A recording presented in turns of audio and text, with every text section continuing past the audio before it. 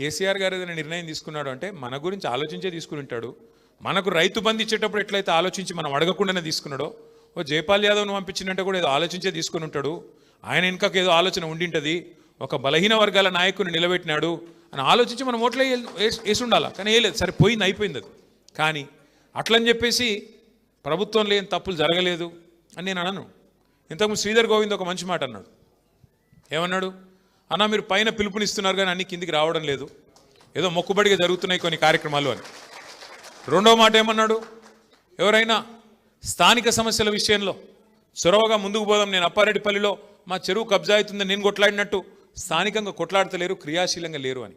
కానీ శ్రీధర్ ఏమవుతుందంటే, ఏ మనిషి కూడా 24 గంటలు యాక్టివ్గా ఉండలేడు తమ్ముడు. ఏ మనిషి కూడా, ఏ కార్యకర్త కూడా. ఎందుకంటే ఆయన ఇప్పుడు మా తమ్ముడు రాములు ఉన్నాడు ఫర్ ఎగ్జాంపుల్, పిల్లల్ని పోషించాలి, మరి వాళ్ళ బువ్వ చూసుకోవాలి, చదువులు చూసుకోవాలి, సంసారం చూసుకోవాలి, మీదికెళ్ళి ఈ పని కూడా చేయాలి, అంతేనా? కాబట్టి 24 గంటలు ఒకటే పని చేయమంటే చేయరాదు.